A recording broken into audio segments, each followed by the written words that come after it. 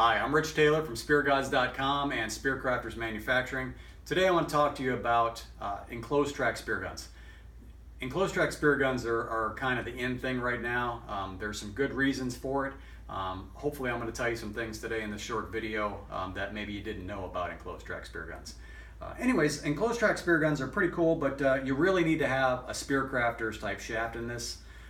Spearcrafter shafts are superior to any kind of shaft, especially for an enclosed track gun, because what it does, there's a special shark fin on here that lifts your wishbone slightly above the track, just a whisker above that track.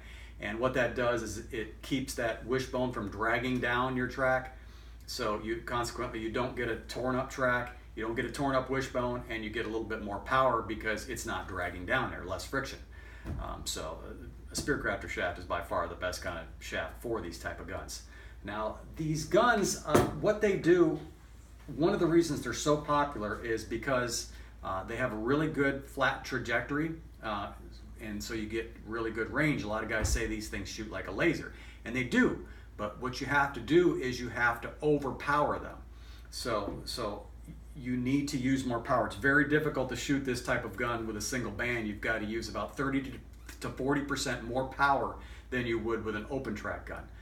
There's reasons why it's slowed down in here. First of all, that track, it slows the shaft down. As that shaft's bouncing down that track, it's going to slow it down. As that shaft leaves that gun, it's sucking water into that track. It's going to slow it down. Those are a couple things that are going to slow this shaft down. If you have a normal shaft in here with a different kind of shark fins, it's going to be dragging down that track. It's going to slow it down. Spearcrafters will help alleviate that. But one of the other problems that a lot of people don't talk about, they don't tell you until you own one of these types of guns and you experience it, is, and you got to be real careful about this, is when you shoot a fish close in, what happens is these shafts, if you shoot a fish in close and that shaft does not leave the spear gun, what's going to happen is that fish is going to rip that muzzle right off this gun. And I have had that happen, as well as a lot of my friends, where we've shot a big fish in close and that shaft does not leave the gun. It literally rips the muzzle right off of this gun, tears that track right apart. And the only solution to that is, if it's not too bad, you can epoxy it back on. Most of the time you've got to cut this and make a shorter gun like this out of that gun. So you got to be real careful about it. You shoot something in close, you got to pull that gun back in order to get that shaft out of that muzzle. Otherwise, it's going to tear it up because it's inside there. So you got to be real careful about that on an enclosed track gun. Make sure that shaft comes all the way out of there. Make sure it leaves that muzzle before you when you shoot a fish. Now, what these things also do is they take the shaft whip out of a shaft. What shaft whip is when you overpower a shaft, that shaft, when it's leaving the gun, it's going to want to whip. It's going to want to come out of that gun, and it's going to do this. So in open track gun, you'll get shaft whip, and you've got to be careful.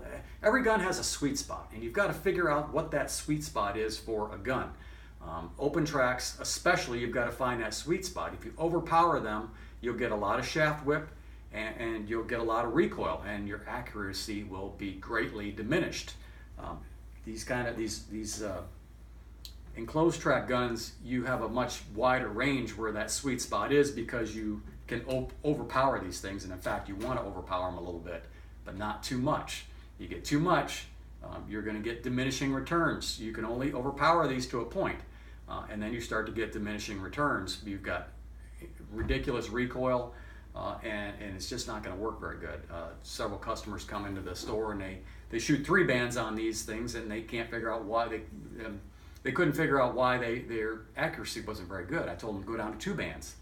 Called me and said, "Rich, you're right. Those guns shoot much better with 2 bands." So ideally 2 bands on these guns, 2 strong bands, fairly strong bands, not too ridiculous. Some guys like 3, but again, I don't think it's that good. You're only going to get a very minimal increase in range on it. The recoil is going to throw your shot off, and it's just not really a good idea. So anyways, that's a couple of things about these enclosed track guns. They're pretty cool. They're good guns, and they work very well. But there are a few things to keep in mind. They're not a cure-all for everything. So anyways, I hope you enjoyed the video, and if you have any other questions about these type of guns, leave something in the comments section, give us a thumbs up, and like our page. Thanks.